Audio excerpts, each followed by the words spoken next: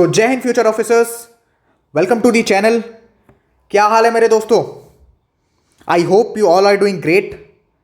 तो जैसा कि आप सबको पता है कि हमने अपने चैनल पर वर्ल्ड मैप की सीरीज स्टार्ट करी है, जिसके थ्रू मैं आपको वर्ल्ड मैप, जियो politics plus world geography cover करा रहा हूँ।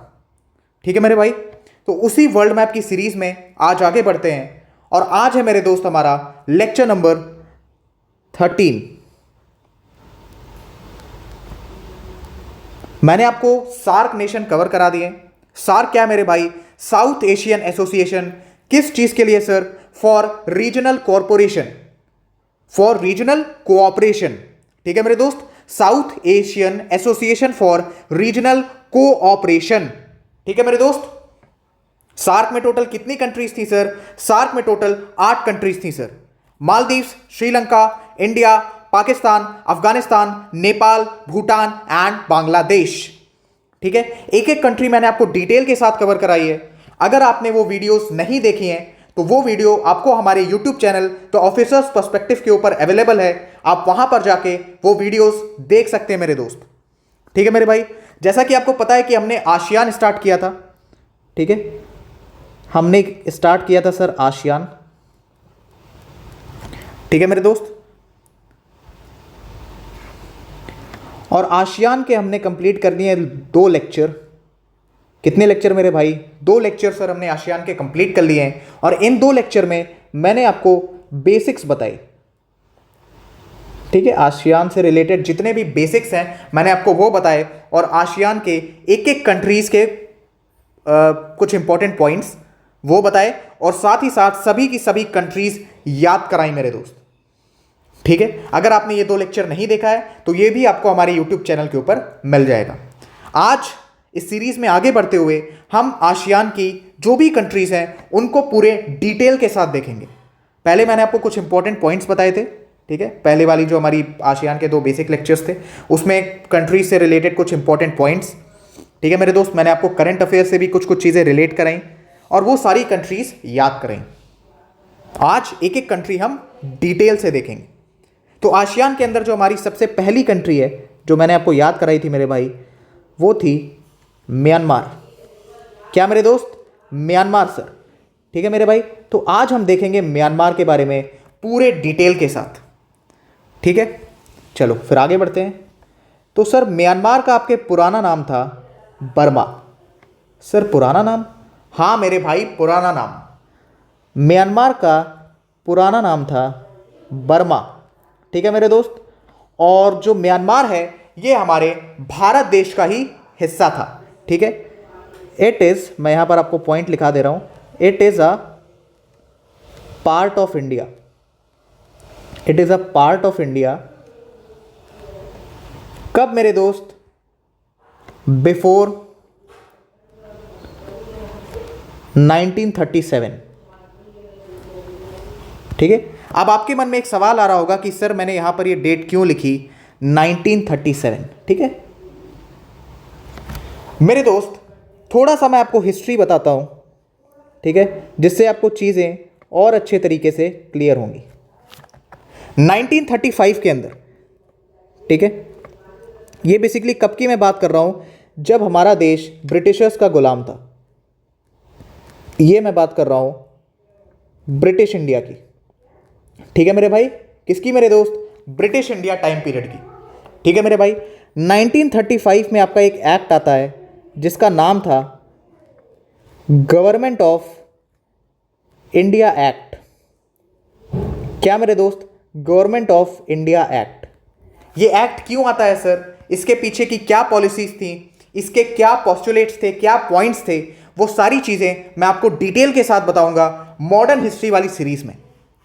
ठीक है, तब तक के लिए थोड़ा सा पेशेंस रखिए मेरे दोस्त, और यहां पर चीजों को समझने की कोशिश करिए।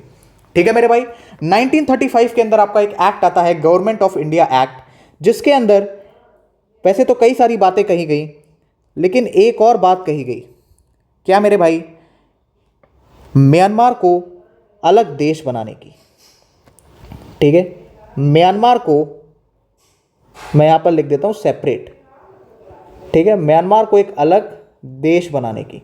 उस टाइम मेरे दोस्त म्यांमार के अंदर आपके बौद्ध रिलीजन की मेजॉरिटी थी। किसके रिलीजन की मेरे दोस्त? ठीक है मेरे दोस्त, बौद्ध रिलीजन की मेजॉरिटी थी। बौद्ध रिलीजन मेजॉरिटी, मैं यहाँ पे शॉर्ट फॉर्म में लिख दे रहा हूँ, ठीक है, आप चीज़ों को रिलेट कर लेना। अब यहाँ से आपको क्या याद आना चाहिए मेरे दोस्त? यहाँ से आपको याद आना चाहिए sir Nepal.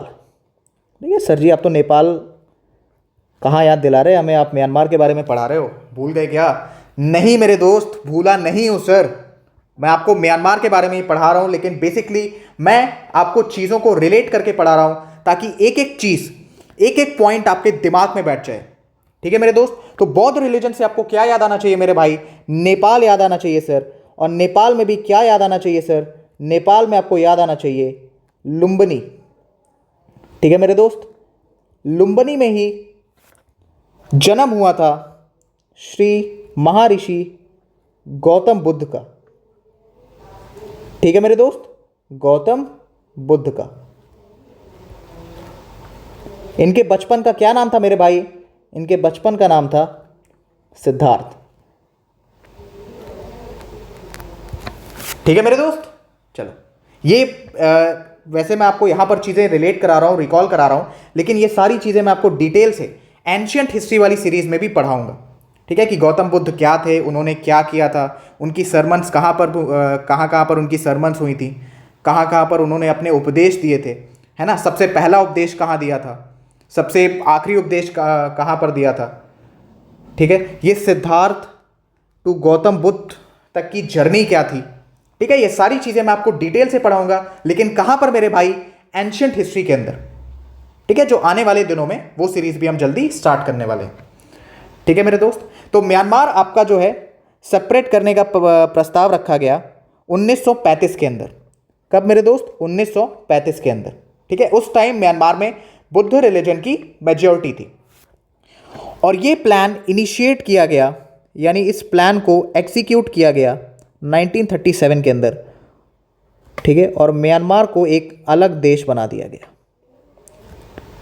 Myanmar separation plan executed. ठीक है मेरे भाई, एक्सिक्यूटेड। ठीक है मेरे भाई, हिंदी मीडियम वाले भाई लोग, म्यांमार को अलग करने का जो प्लान बनाया गया था, ठीक है मेरे दोस्त, उसे क्या किया गया? एक्सिक्यूट किया गया। एक्सिक्यूट का क्या मतलब है मेरे भाई? अंजाम दिया गया, यानी फाइनली आपके म्यांमार को 1937 के अंदर भारत से अलग कर दिया गया। ठीक है मेरे दोस्त, तो ये थी हिस्ट्री म्यांमार बनने की। अब हम थोड़ा सा चलते हैं म्यांमार की जियोग्राफी के ऊपर। ठीक है मेरे दोस्त, ये आप इमेजिन कर लो, दिस इज योर म्यांमार। ठीक है, म्यांमार की मैं अगर आपको बेसिक जियोग्राफी बताऊं, ठीक है, आप यहां पर थोड़ा सा इमेजिन कर सकते हो, ये देखो कुछ इस तरीके का है। ठीक है, ये आपको कौन सा शेप दिख रहा है मेरे भाई? ये आपको कौन सा शेप दिख रहा है? तो मेरे दोस्त, ये आपको कुछ काइट शेप का दिख रहा होगा। ठीक है मेरे दोस्त, ये आपको कुछ काइट शेप का दिख रहा होगा, है ना? आई होप आप इमेजिन कर पा रहे हो। अब एग्जैक्टली काइट पे मत चले जाना। ठीक है, ये मैं यहां पे लिख देता हूं अप्रॉक्स। ठीक है, अप्रॉक्स से क्या मतलब है मेरे दोस्त? कि थोड़ा थोड़ा आपको जो है ये काइट शेप का दिख रहा होगा। ठीक है, और ये काइट शेप का है इसीलिए दिख रहा है। ठीक है मेरे दोस्त, तो सबसे पहले आते हैं म्यांमार की कैपिटल पर। तो म्यांमार का कैपिटल है सर नेपेटाओ। क्या मेरे दोस्त? नेपेटाओ। ठीक है, ये जो है ये है आपका म्यांमार का कैपिटल। ठीक है मेरे भाई, ये आप याद रखेंगे, नेपेटाओ। ठीक है, हिंदी मीडियम आपको भी यही नाम याद रखना पड़ेगा। ठीक है, मैं यहाँ पे आपको ट्रांसलेट करके नहीं बता सकता क्योंकि इसका ट्रांसलेशन भी यही है, लेकिन आपकी सहजता के लिए मैं यहाँ पर हिंदी में लिख देता हूँ। ठीक है मेरे दोस्त, नेपेटाओ। तो ये है आपका म्यांमार का कैपिटल। म्यांमार आपका पार्ट है गोल्डन ट्रायंगल का। किसका मेरे दोस्त? म्यांमार आपका पार्ट है गोल्डन ट्राइंगल का, is a part of golden triangle. क्या मेरे दोस्त? Is a part of golden triangle. ठीक है मेरे दोस्त, गोल्डन ट्राइंगल किस चीज के लिए फेमस है सर? गोल्डन ट्राइंगल आपका फेमस है ड्रग्स के लिए। ठीक है मेरे भाई, गोल्डन ट्राइंगल में और कौन सी 3 कंट्रीज आती हैं? गोल्डन ट्राइंगल में म्यांमार को लेके, ठीक है, म्यांमार को लेके टोटल 3 कंट्रीज हैं। 2 कंट्रीज बची, वो 2 कंट्रीज का भी नाम मैं आपको बता देता हूं। दूसरी है आपका थाईलैंड, ठीक है, दूसरी कंट्री आपका थाईलैंड, और तीसरी कंट्री है लाओस। लाओस क्या है मेरे दोस्त? लाओस आपकी लैंडलॉक्ड कंट्री है। ठीक है, लाओस आपकी जो है लैंडलॉक्ड कंट्री है। टोटल कितनी लैंडलॉक्ड कंट्रीज है मेरे भाई? आई होप आपको याद होगा। ठीक है, मैं पूरी उम्मीद करता हूं कि आपको चीज़ें याद होंगी। टोटल सर है 44 लैंडलॉक्ड कंट्रीज। ठीक है मेरे भाई, टोटल है आपकी 44 लैंडलॉक्ड कंट्रीज। ठीक है, सबसे बड़ी लैंडलॉक्ड कंट्री कौन सी है मेरी दोस्त? सबसे बड़ी, ठीक है, मैं यहाँ पे हिंदी में लिख देता हूँ क्योंकि अपने को समझना मांगता है। क्या मेरे भाई? अपने को समझना मांगता है। सबसे बड़ी लैंडलॉक्ड कंट्री कौन सी है मेरे भाई? लैंडलॉर्ड नहीं, लैंडलॉक्ड। क्या मेरे भाई? लैंडलॉक्ड। ठीक है, लैंडलॉर्ड के समझ रहे हो ना, उस पर मत चले जाना तुम नलायको, पढ़ाई की तरफ ध्यान दे लो, नहीं तो कुछ नहीं होने वाला फिर। ठीक है, चलो पढ़ाई की तरफ वापस आते हैं। सबसे बड़ी लैंडलॉक्ड कंट्री कौन सी है? कजाकिस्तान मेरे भाई। और कजाकिस्तान के बारे में मैं आपको डिटेल से पढ़ाऊंगा, लेकिन यहां नहीं, सेंट्रल एशिया के अंदर। ठीक है मेरे दोस्त, कहां पढ़ेंगे सर हम? सेंट्रल एशिया के अंदर। ठीक है, अब यहां पे आपको कंफ्यूजन ना हो इसलिए मैं आपको रिकॉल कराना चाहूंगा गोल्डन क्रेसेट। क्या मेरे भाई? गोल्डन क्रेसेट वो बेसिकली आपका किस चीज के लिए फेमस है? तो वो फेमस है सर ओपीएम के लिए, हिंदी मीडियम अफीम के लिए। उसमें कौन सी 3 कंट्रीज आती हैं सर? पहली आती है पाकिस्तान, दूसरा अफगानिस्तान, और तीसरा आपका ईरान। ठीक है मेरे दोस्त, ईरान किस वजह से न्यूज में है? ईरान न्यूज में है सर हूती टेररिस्ट ऑर्गेनाइजेशन को वेपन्स देने के लिए। ठीक है, अब ईरान को कौन सपोर्ट कर रहा है? ठीक है, इसमें इजराइल का क्या हाथ है, अमेरिका का क्या हाथ है, ये सारी चीजें मैं आपको डिटेल से पढ़ाऊंगा, लेकिन मिडिल ईस्ट के अंदर। यहां पर मैं सिर्फ आपको रिलेट करा रहा हूं, और मिडिल ईस्ट के अंदर जब मैं आपसे ये सारी चीजें पूछूं तो आप कमेंट्स में स्पैम कर देना इन सारी चीजों को। ठीक है, जो जो पॉइंट्स मैं आपको बता रहा हूं। ठीक है, रेड सी इशू क्या है, उससे इंडिया को क्या इफेक्ट पड़ेगा, कैसे ट्रेड इंबैलेंस होगा। ठीक है, बेसिकली वो आपका एक जो है नेटवर्क लाइन से भी रिलेटेड है, ठीक है, इंटरनेट से भी रिलेटेड है। तो वो सारी चीजें मैं आपको डिटेल से पढ़ाऊंगा, बस आप इस सीरीज में बने रहना। ठीक है मेरे भाई, तो ये हमने देखा म्यांमार के बारे में। सबसे पहला क्या देखा सर? ये अप्रोक्सीमेटली एक काइट शेप का आपको दिखेगा। ठीक है, आप यहां पर मैप के ऊपर देख सकते हो। ठीक है, नेपाल का कैपिटल क्या है सर? नेपाल का कैपिटल है सर नेपेताओ।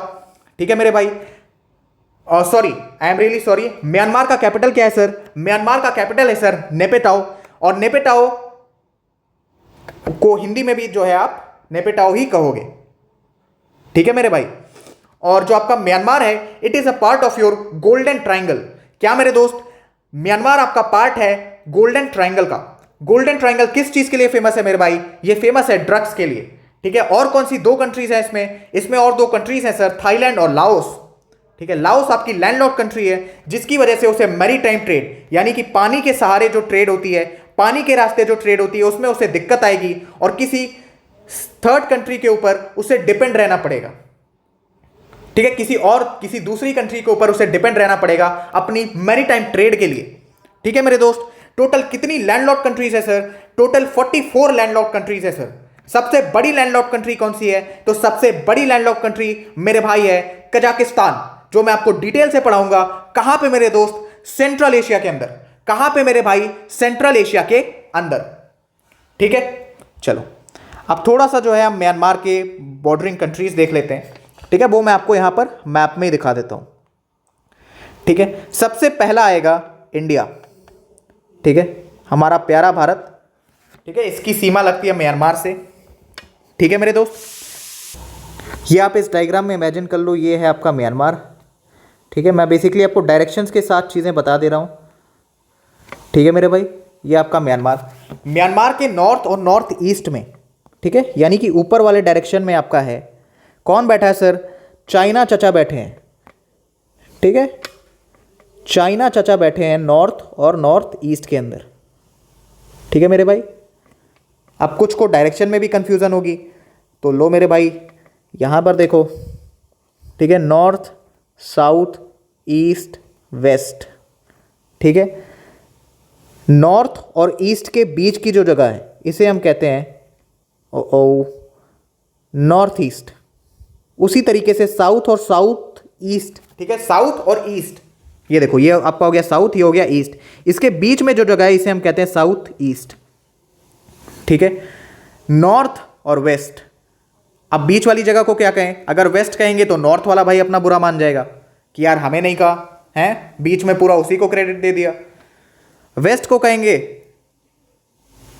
ठीक है, सपोज अगर अकेले नॉर्थ को दे देते हैं तो वेस्ट वाला बुरा मान जाएगा, तो इसी वजह से हमने इसे कहा नॉर्थ वेस्ट।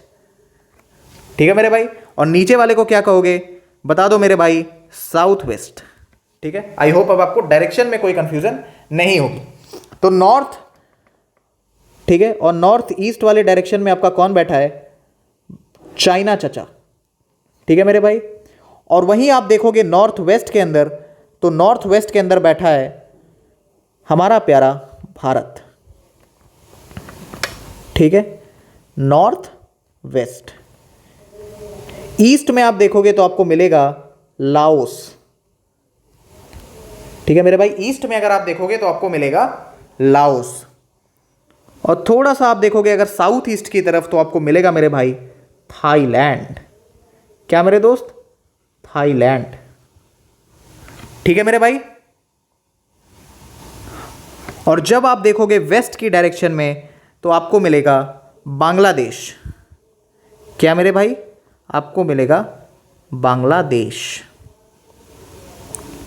ठीक है, तो नॉर्थ और नॉर्थ ईस्ट वाले एरिया में आपको क्या मिलेगा? चाइना चचा मिलेंगे। नॉर्थ वेस्ट वाले एरिया में आपको कौन मिलेगा? हमारा प्यारा भारत। ठीक है, आप अगर पूरा वेस्ट के साइड देखोगे तो आपको मिलेगा बांग्लादेश। थोड़ा सा अगर आप देखना चाहोगे ईस्ट के साइड तो आपको मिलेगा लाओस, और वही देखोगे साउथ ईस्ट के साइड तो आपको मिलेगा थाईलैंड। ठीक है मेरे दोस्त, ये बेसिकली आप यहां मैप में देख सकते हो। ठीक है, ये ऊपर यहां पर आपको मिलेगा चाइना। ठीक है मेरे दोस्त, ये आपका नॉर्थ वेस्ट वाला एरिया, यहां आपको मिलेगा भारत। ये रहा आपका वेस्ट वाला एरिया, यहां आपको मिलेगा बांग्लादेश। ठीक है, ईस्ट में आ जाओगे तो मिलेगा लाओस, और साउथ ईस्ट के अंदर आ जाओगे तो मिलेगा थाईलैंड। म्यांमार का कैपिटल क्या है मेरे दोस्त? क्या है मेरे भाई? नेपेताओ। ठीक है, नेपेताओ। क्या मेरे दोस्त? हिंदी मीडियम वाले भाई लोग भी बोलेंगे नेपेटाओ। क्या मेरे दोस्त? नेपेटाओ। क्या मेरे भाई? नेपेटाओ। किसका कैपिटल है सर? म्यांमार का। किसका? म्यांमार का। याद रखना मेरे भाई, नेपाल का कैपिटल नहीं है। ठीक है, कई बार क्या होता है, नेपाल का आपसे कैपिटल किसी छोटे मोटे एग्जाम में पूछता है और ऑप्शन में नेपेताओ दे देता है। ठीक है, नेपेताओ कहां का कैपिटल है मेरे दोस्त? म्यांमार का। कहां का मेरे दोस्त? म्यांमार का। ठीक है, चलो, आई होप अब आपको ये चीजें क्लियर होंगी। थोड़ा सा मैं आपको वर्ल्ड मैप के ऊपर भी दिखा देता हूं कि म्यांमार कहां पर है।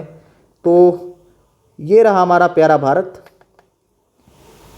ठीक है मेरे भाई, ये रहा हमारा प्यारा भारत, और ये इससे सटके है म्यांमार। ठीक है, मैं कलर चेंज कर देता हूं ताकि आपको बेटर अंडरस्टैंडिंग मिले।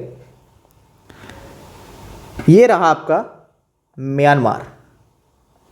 ठीक है, देखो यहाँ नीचे ध्यान से देखोगे तो उसका पुराना नाम लिखा है बर्मा। ठीक है मेरे दोस्त, आई होप इतनी चीजें आपको क्लियर है। अब थोड़ा सा चलते हैं हम म्यांमार की जियोग्राफी के ऊपर। ये देखो, ये आपका म्यांमार है। ठीक है, इसके ईस्ट में क्या मिलेगा मेरे भाई? लाओस। ठीक है, अब लाओस को आप ध्यान से देखो, ये लैंडलॉक्ड कंट्री है, इधर से भी घिरी है, इधर से भी घिरी है, इधर से चाइना ने घेर रखा है, इधर से कंबोडिया ने घेर रखा है। ठीक है मेरे भाई, तो ये जो आपकी कंट्रीज हैं, ये कौन सी कंट्रीज है मेरे दोस्त? आसियान की। किसकी मेरे भाई? आसियान की। एक पॉइंट आप यहां और नोट कर सकते हो कि चाइना आपका आसियान का मेंबर नहीं है। ठीक है, China is not the member of ASEAN. ठीक है, China is not the member of ASEAN. ASEAN क्या है मेरे भाई? Association for south east Asian nation. ठीक है, टोटल इसमें कितने कंट्रीज हैं सर? टोटल है इसमें 10 कंट्रीज।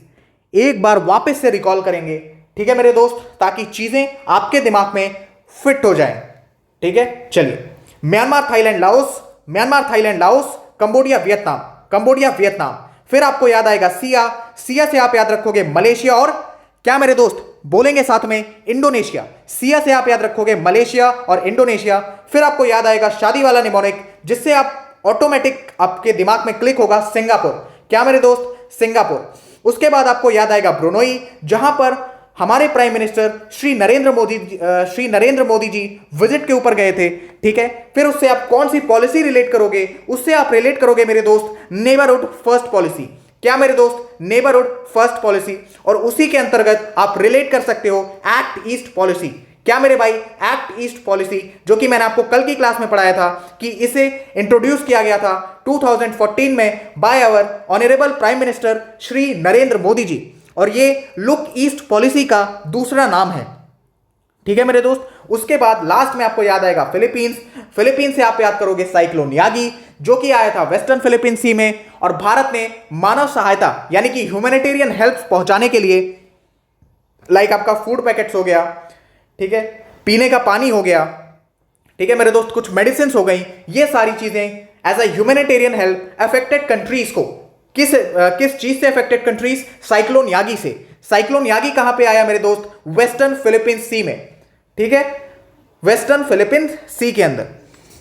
तो भारत ने कौन सा ऑपरेशन चलाया मदद करने के लिए? ऑपरेशन सद्भव। क्या मेरे भाई? ऑपरेशन सद्भव। ठीक है मेरे दोस्त, इसमें हेल्प की हमारी इंडियन एयरफोर्स के जाबाज पायलट्स ने। ठीक है मेरे दोस्त, आई होप अब आपको आसियान का एक एक देश याद हो गया होगा। ठीक है, तो ये बेसिकली आज हम किसको देख रहे हैं? आज हम देख रहे हैं सर म्यांमार को। ठीक है, थोड़ा सा अब हम चलते हैं ज्योग्राफी की तरफ। तो ये रहा आपका म्यांमार। ठीक है, पुराना नाम आप देख सकते हो उसका बर्मा। ठीक है मेरे दोस्त, थोड़ा सा मैं कलर चेंज करता हूँ आपकी बेटर अंडरस्टैंडिंग के लिए। चलो येलो ले लेते हैं। ठीक है, इसका कैपिटल क्या है? नेपेताओ। ठीक है मेरे दोस्त, अब आप थोड़ा सा ध्यान से देखो, इंडिया और म्यांमार के जो बॉर्डर है, ठीक है, इंडिया और म्यांमार का जो बॉर्डर है, इस पे आपको एक माउंटेन मिलेगा। ठीक है, वो आपको इस मैप पे नहीं दिखेगा, लेकिन एक बड़ा ही फेमस माउंटेन है, जिस माउंटेन का नाम है मेरे दोस्त आरकान योमा। क्या मेरे भाई? Arakan Yoma. ठीक है, मैं ये क्यों आपको पढ़ा रहा हूँ? क्योंकि आरकान योमा एक तरीके से इंडिया और म्यांमार के बीच में सीमा बनाने का काम करता है। इंडिया एंड म्यांमार के बीच में, इंडिया एंड म्यांमार के बीच में बॉर्डर बनाने का काम करता है आपका ये वाला माउंटेन। कौन सा माउंटेन मेरे दोस्त? Arakan Yoma. ठीक है, आरकान योमा। ये आपको कहाँ मिलेगा? ये मैंने आपको यहाँ पर दिखा दिया, ये बॉर्डर एरिया में। ठीक है, आपको ये आरकान योमा पर्वत श्रेणी मिलेगी। ठीक है मेरे दोस्त, अब ध्यान से अगर आप मैप के ऊपर देखो तो आपको एक चीज़ दिखाई दे रही होगी। ठीक है, आपको दिखाई दे रहा होगा मेरे दोस्त सितवे बंदरगाह। ठीक है मेरे दोस्त, सितवे पोर्ट। ठीक है, मैं यहाँ पर लिख देता हूँ। ठीक है, सितवे पोर्ट। ये मैंने आपको क्यों दिखाया मैप के ऊपर, या ये मैं आपको क्यों पढ़ाना चाहता हूँ? ठीक है, तो ध्यान से देखना मेरे दोस्त, बांग्लादेश, ठीक है, बांग्लादेश और म्यांमार, ठीक है, बांग्लादेश और म्यांमार की सीमा किस पोर्ट से लगती है? ठीक है, बांग्लादेश और म्यांमार के बीच में जो बॉर्डर है, ठीक है, वो किस पोर्ट से अलग होता है या किस पोर्ट से वो लगती है बेसिकली? तो वो है आपका Sittwe port. Like suppose this is your Bangladesh. ठीक है, मैं यहाँ पर ड्रॉ कर देता हूँ आपकी बेटर अंडरस्टैंडिंग के लिए। This is your Bangladesh, this is your Myanmar. ठीक है, अब म्यांमार की जो समुद्री सीमा है वो कुछ इस तरीके से जा रही है। ठीक है, यहाँ पर एक पोर्ट पड़ता है, उसी का नाम है मेरे भाई सितवे पोर्ट, जिसकी वजह से आपकी बांग्लादेश की सीमा और म्यांमार की सीमा डायरेक्ट कांटेक्ट में आ जाती है। ठीक है, डायरेक्ट कांटेक्ट में आती है। इसी वजह से जब मैं आपको बांग्लादेश की नेबरिंग कंट्रीज पढ़ा रहा था तो मैंने आपको उसमें म्यांमार भी लिखवाया था। ठीक है, क्या लिखवाया था मेरे दोस्त? म्यांमार भी लिखवाया था। ठीक है मेरे भाई। और म्यांमार का कौन सा एक और इंपॉर्टेंट पोर्ट है? वो पोर्ट है मेरे भाई रंगून पोर्ट। ठीक है, रंगून पोर्ट म्यांमार के लिए बहुत ही ज़्यादा इंपॉर्टेंट है। ठीक है, क्योंकि म्यांमार यहां से अपनी मैक्सिमम ट्रेड करता है। ठीक है, ये बेसिकली डीप है, इस वजह से ये सूटेबल है ट्रेड के लिए। किसके लिए मेरे भाई? ट्रेड के लिए। ठीक है मेरे दोस्त। और म्यांमार अपनी near about 50 to 60% trade, 50 to 60% trade इसी रंगून पोर्ट से करता है। ठीक है मेरे दोस्त, इसी रंगून पोर्ट से करता है। रंगून पोर्ट की लोकेशन क्या है? ये देखो। ठीक है, ये आपको म्यांमार के नीचे वाले हिस्से में मिलेगा, यानी थोड़ा सा आप अगर साउथ और साउथ वेस्ट वाले एरिया में आओगे, इस एरिया में, तो यहां पर आपको मिलेगा रंगून पोर्ट। ठीक है, ठीक है मेरे दोस्त, आई होप आपको चीजें क्लियर हैं। अब मैं आपको थोड़ा सा बताता हूं रिवर्स के बारे में, उसके बाद मैं आपको एक बहुत ही अच्छा टॉपिक इसके अंदर कराऊंगा जो आपके जियो स्ट्रैटेजिक इंटरेस्ट से रिलेटेड है। ठीक है मेरे दोस्त, चलो ध्यान से देखना। ये आपकी एक नदी जा रही है। ठीक है मेरे भाई, ये आपकी एक नदी जा रही है। इस नदी का नाम है मेरे भाई इरावदी रिवर। क्या मेरे दोस्त? इरावदी रिवर। और ये एक नदी जा रही है मेरे भाई। ठीक है, ठीक है मेरे दोस्त, ठीक है भाई, ठीक है, ध्यान से देखना। ये एक नदी जा रही है, इस नदी का नाम है मेरे भाई साल्विनी रिवर। ठीक है, वहां पे लिखा नहीं है, मैं बेसिकली यहां पर लिख देता हूं। ये आपका हो गया माउंटेन सीरीज आर्कान योमा। ठीक है, चीज़ें विजुलाइज करते रहना मेरे दोस्त। आई होप आप सामने एटलस लेकर बैठे होगे। ठीक है, आई होप आप सामने एटलस लेकर बैठे होगे। ये रहा आपका आर्कान योमा। फिर आपको मिलेगी ये रिवर जिसका नाम है इरावदी रिवर। ठीक है मेरे दोस्त, जिसका नाम है इरावदी रिवर। ठीक है, फिर आपको मिलेगी एक रिवर कुछ इस तरीके से जिसका नाम है साल्विनी रिवर। क्या मेरे दोस्त? Salvini river. ठीक है मेरे भाई, और इसके बीच में आपको मिलेगा, इसके बीच में आपको मिलेगा शान का पठार। इंग्लिश मीडियम वाले भाई लोग, शान प्लेट्यू। ठीक है, जमीन का जो उठा हुआ हिस्सा होता है उसे हम कहते हैं प्लेट्यू। ठीक है, सिंपल से याद रखो, कोई डेफिनेशन वगैरह रट्टा मारने की जरूरत नहीं है। जो जमीन का उठा हुआ हिस्सा होगा, ठीक है, हिंदी मीडियम वाले, इंग्लिश मीडियम वाले, दोनों भाई, दोनों बहनें, दोनों मीडियम के भाई बहन इस चीज को विजुलाइज करेंगे। ठीक है, जमीन का ऐसा हिस्सा जो उठा हुआ है उसे हम कहते हैं प्लेट्यू। जमीन का वो हिस्सा, आपके सामने जमीन है, आप कहीं पर भी बैठ के पढ़ाई कर रहे हो, आप देखो जमीन है, ठीक है, आपको बाहर खेत खलियान मिलेंगे, वहां पर देखो जमीन का उठा हुआ हिस्सा, उसे हम कहते हैं प्लेट्यू। ठीक है, उसे हम नाम देते हैं प्लेट्यू का। क्या मेरे दोस्त? जमीन का उठा हुआ हिस्सा। क्या मेरे भाई? मेरे साथ साथ बोलेंगे, जमीन का उठा हुआ हिस्सा। ठीक है, चलो आई होप आपको चीजें क्लियर हैं। तो इरावदी रिवर और साल्विनी रिवर के बीच में आपको मिलेगा शान का प्लेट्यू। ठीक है, जो आप यहां मैप में देख सकते हो। ये रहा आपका शान का प्लेट्यू। ठीक है मेरे दोस्त, क्लियर है? क्लियर है मेरे भाई? चलो बहुत अच्छी बात है। अब थोड़ा सा मैं आपको ले चलता हूं जियो स्ट्रैटेजी की तरफ। जियो स्ट्रैटेजी। ठीक है, थोड़ा सा मैं सबसे पहले आपको जो है हिस्ट्री बताता हूं कि मैं आपको एग्जैक्टली क्या पढ़ाने वाला हूं। प्राइम मिनिस्टर श्री जवाहरलाल नेहरू ने, ठीक है, प्राइम मिनिस्टर श्री जवाहरलाल नेहरू जी ने म्यांमार को एक आइलैंड गिफ्ट में दिया था। ठीक है, गिफ्टेड, मैं यहाँ पे आपको फ्लो चार्ट बना के बता रहा हूँ ताकि एक एक चीज़ आपको समझ में आए। Gifted island to, gifted island to Myanmar. ठीक है मेरे भाई, और उस आइलैंड का नाम था मेरे दोस्त कोको आइलैंड। क्या मेरे भाई, उस आइलैंड का नाम था कोको आइलैंड। ठीक है, अब अगर आपने म्यांमार के रीसेंट सिनेरियो के बारे में पढ़ा होगा तो बेसिकली हुआ क्या कि जो चाइना था, ठीक है, चाइना ने यहाँ की इस मैप पे नहीं, मैं आपको इस मैप के ऊपर समझा देता हूँ। ठीक है, चाइना ने यहाँ की जो है सेना को पैसा दिया, ठीक है, पूरे के पूरे वेपन्स प्रोवाइड किए और तख्ता पलट करवा दिया। ठीक है, चाइना ने, मैं यहाँ पर लिख देता हूँ, चाइना ने, ठीक है, क्या किया मेरे दोस्त, वेपन्स दिए। ठीक है, किसे वेपन्स दिए मेरे भाई, टू दी मिलिट्री ऑफ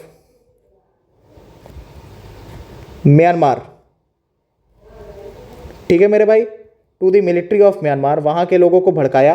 ठीक है, और उसके बाद जो है उन्हें धीरे धीरे वेपन्स वगैरह देना शुरू किए और वहां पे करा लिया गवर्नमेंट चेंज। ठीक है, वहां पर करा लिया मेरे भाई गवर्नमेंट चेंज। ठीक है, और गवर्नमेंट में जो प्राइम मिनिस्टर थी वहां की, पीएम ऑंग सांग सूकी। ठीक है, ऑंग सांग सूकी जी, इन्हें डलवा दिया जेल के अंदर। ठीक है मेरे दोस्त, इन्हें डलवा दिया जेल के अंदर और वहां पर आ गई मिलिट्री गवर्नमेंट। ठीक है मेरे दोस्त, वहां पर आ गई मिलिट्री गवर्नमेंट जो बेसिकली किसके फेवर में है मेरे भाई, वो फेवर में है चाइना के। ठीक है, चाइना के फेवर में है, चाइना के फेवर में है। ठीक है मेरे दोस्त, अब चीजों को ध्यान से समझिए। ठीक है, चाइना ने ऐसा क्यों किया है, चाइना को क्या मिला भाई, वेपन्स वगैरह दिए, उसी की जो है पैसा लगा, उसी का पैसा लगा। ठीक है, चाइना ने बेसिकली ऐसा इसलिए किया क्योंकि ये चाइना की स्टिंग ऑफ पेरिल्स पॉलिसी का एक महत्वपूर्ण हिस्सा है। सबसे पहले पाकिस्तान के अंदर ग्वादर, फिर उसने मालदीव्स को बचाया। ठीक है, जैसा कि आपने न्यूज़ में सुना था। फिलहाल के लिए, अभी के लिए हमारे संबंध मालदीव्स के साथ काफ़ी बेटर हैं, लेकिन उसने मालदीव्स को फंसाया। श्रीलंका में हम्बनटोटा के अंदर, ठीक है, बांग्लादेश में चिटगांव और कॉक्स बाजार के अंदर, और अब म्यांमार में कोको आइलैंड के ऊपर। ठीक है, बेसिकली चाइना ने किया क्या, ये जो कोको आइलैंड था, ठीक है, कोको आइलैंड आपको यहां पर कहीं मिलेगा। ठीक है, यहां पर मिलेगा आपको। जो कोको आइलैंड था उसे ले लिया भाड़े पर। ठीक है, चाइना ने जो आपका कोको आइलैंड था, ठीक है मेरे दोस्त, जो आपका कोको आइलैंड था उसे ले लिया भाड़े पर। ठीक है, रेंट पर ले लिया। ठीक है, उसे ले लिया रेंट पर और वहां पे वो अपनी नेवी को रखने लगा। ठीक है, नेवी को उसने रखा। ठीक है, with heavy emanations, with heavy emanations. ठीक है मेरे दोस्त, बेसिकली एक तरीके से आप समझ सकते हो कि निगरानी करने के लिए, किसकी मेरे दोस्त, भारत की निगरानी करने के लिए। ठीक है, मैं चीज़ें सीधे बता रहा हूं क्योंकि मैं आपको घुमा के कोई चीज़ नहीं बताऊंगा। I am not a diplomat, तो वो मेरा काम नहीं है। ठीक है, भारत पर नजर रखने के लिए ये कोको आइलैंड चाइना ने ले लिया। ठीक है मेरे दोस्त, अब ध्यान से आप यहां पर देखो, ये जियो स्ट्रैटेजी, ठीक है, ये जो जियो स्ट्रैटेजी मैंने आपको यहां पर अभी के लिए पढ़ाई है, ये मैंने सीखी है अपने गुरु मेजर जनरल यशमोर सर से। ठीक है, और मैं क्यों उन्हें हमेशा क्रेडिट देता हूं, बिकॉज ये सारी चीजें मैं आपको समझा पा रहा हूं, इसके पीछे उन्हीं का हाथ है। ठीक है, उनकी क्लासेस मैंने देखी और यही रीजन है कि मैं ये सारी चीजें इतने डिटेल के साथ आपको समझाने में सक्षम हूं। ठीक है मेरे दोस्त, कोको आइलैंड, अब भारत के पास सबसे अच्छा चांस है, ठीक है। भारत सिंपल से ये कह सकता है कि हमने जो कोको आइलैंड दिया था वो म्यांमार की डेमोक्रेटिक गवर्नमेंट को दिया था, ठीक है। वो हमने किसे दिया था? म्यांमार की डेमोक्रेटिक गवर्नमेंट को, ठीक है मेरे दोस्त। हमने जो है कोको आइलैंड दिया था म्यांमार की डेमोक्रेटिक गवर्नमेंट को। अब म्यांमार में डेमोक्रेसी तो रही नहीं, ठीक है, तो हमारा कोको आइलैंड हमें वापस कर दो। क्या कर दो? हमारा कोको आइलैंड हमें वापस कर दो, ठीक है। या फिर म्यांमार के अंदर डेमोक्रेटिक गवर्नमेंट लाओ, या फिर म्यांमार के अंदर डेमोक्रेसी लेके आओ, ठीक है। डेमोक्रेटिक चुनी हुई सरकार लेकर आओ, ठीक है। बेसिकली क्या? चुनी हुई सरकार लेकर आओ। म्यांमार के अंदर क्या लेके आओ? डेमोक्रेटिक गवर्नमेंट लेकर आओ, ठीक है।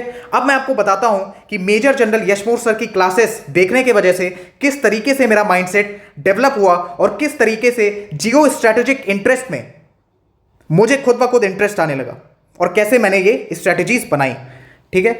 इंडिया सिंपल से कह सकता है, इंडिया के पास सिंपल सा पॉइंट है कि हमने जो कोको आइलैंड दिया था वो म्यांमार की डेमोक्रेटिक गवर्नमेंट को दिया था। अब म्यांमार में डेमोक्रेसी तो रही नहीं, म्यांमार में तो आ गया भाई मिलिट्री रूल, ठीक है। तो हमें जो है अपना कोको आइलैंड वापस चाहिए, या फिर आप म्यांमार के अंदर डेमोक्रेटिक गवर्नमेंट ले आओ। दोनों ही केस में इंडिया का फायदा है। क्या मेरे दोस्त? दोनों ही केस में इंडिया का फायदा है।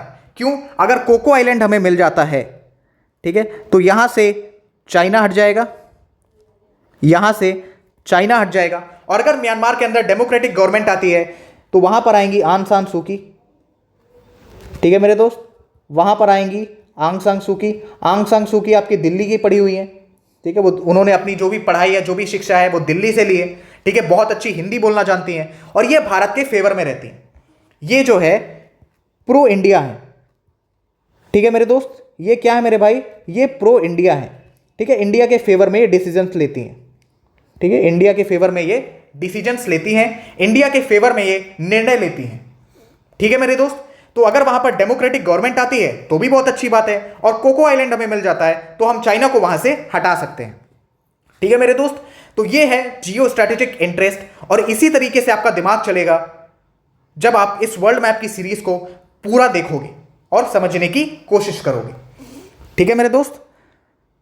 और उसके बाद जब वहां पर डेमोक्रेटिक गवर्नमेंट आ जाए तो सिंपल से एनडीए साइन करवा लो, ठीक है। एनडीए साइन करवा लो। एनडीए मतलब नेशनल डिफेंस एकेडमी नहीं मेरे दोस्त, नॉन डिस्क्लोजर एग्रीमेंट। क्या मेरे भाई?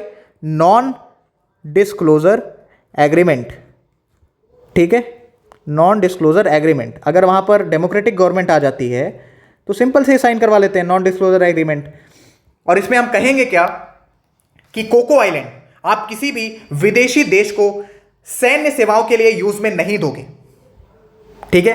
कोको आइलैंड आप किसी भी विदेशी देश को, जैसे चाइना वगैरह हो गया, उसे आप सैन्य सेवाओं के लिए नहीं दोगे, ना ही रेंट पे दोगे, ना ही परमानेंट दोगे, ठीक है। इस तरीके से हम म्यांमार से समझौता कर लेते हैं, ठीक है मेरे दोस्त। म्यांमार में जब डेमोक्रेटिक गवर्नमेंट आएगी, ठीक है, और हमारे और म्यांमार के बीच में क्या बात हुई ये पूरी दुनिया को नहीं पता चलेगी।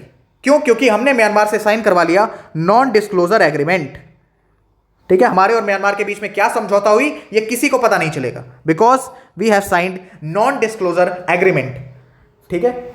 चाइना भी हट जाएगा, म्यांमार में डेमोक्रेटिक गवर्नमेंट भी आ जाएगी, भारत के लिए भी अच्छा है। और ये जो एनडीए साइन होगा नॉन डिस्क्लोजर एग्रीमेंट, उससे फ्यूचर में कभी भी अगर हमारी किसी कंट्री के साथ वॉर होती है, ठीक है, वैसे तो ऐसा नहीं होना चाहिए, लेकिन इन केस अगर वॉर सिचुएशन बनती है तो वहां पर किसी थर्ड कंट्री को एक्स्ट्रा बेनिफिट नहीं मिलेगा, ठीक है। एक्स्ट्रा बेनिफिट नहीं मिलेगा, ठीक है मेरे भाई। तो ये थी आपकी जियो स्ट्रैटेजिक इंटरेस्ट वाली थोड़ी सी बातें, ठीक है मेरे दोस्त। आई होप आपको चीजें क्लियर होंगी, ठीक है, चीजें समझ में आई होंगी। आई होप आप सबने नोट्स भी बनाए होंगे, लेकिन अगर किसी कारणवश आप नोट्स नहीं बना पाए हैं तो ये पूरे के पूरे नोट्स आपको मिल जाएंगे हमारे Telegram channel the officers perspective के ऊपर, ठीक है मेरे दोस्त। और बहुत जल्दी SSB services selection board interview से रिलेटेड आपके पास एक बेहतरीन सरप्राइज आने वाला है, एक बेहतरीन गाइडेंस प्रोग्राम आने वाला है, ठीक है, बिल्कुल फ्री ऑफ कॉस्ट, बिल्कुल फ्री ऑफ कॉस्ट मेरे दोस्त, ठीक है। ये सारी की सारी नोट्स आपको मिल जाएंगी Telegram channel the officers perspective के ऊपर, लिंक्स दी हैं नीचे डिस्क्रिप्शन में, ठीक है। कोई भी डाउट हो तो आप मुझसे पूछ सकते हैं Telegram channel the officers perspective community के ऊपर, ठीक है मेरे दोस्त। चीजों को इसी तरीके से रिवाइज करते रहिए, पढ़ते रहिए और लाइफ को एंजॉय करते रहिए, ठीक है मेरे दोस्त। अपनी लाइफ को एंजॉय करिए, थोड़ा थोड़ा थोड़ा थोड़ा करके पढ़ाई करते रहिए, ठीक है मेरे भाई। तो मिलेंगे आपसे कल की क्लास में, तब तक आई होप आपको हमारा स्लोगन भी याद होगा। क्या स्लोगन है मेरे दोस्त? साथ चले तो जीतेंगे। क्या मेरे भाई? साथ चले तो जीतेंगे, पेपर भी क्लियर करेंगे, ऑफिसर भी बनेंगे, और हमारी जो आइडियोलॉजी है, ठीक है, देश में कुछ करने की, देश के लिए कुछ करने की, ठीक है, उसे भी हम बेहतरीन तरीके से अंजाम देंगे। अपना पूरा 101% कंट्रीब्यूट करेंगे अपनी कंट्री को, फिर हम किसी भी फील्ड से करें, ठीक है मेरे दोस्त। चलिए मिलते हैं आपसे कल की क्लास में, तब तक के लिए जय Hind and love you all.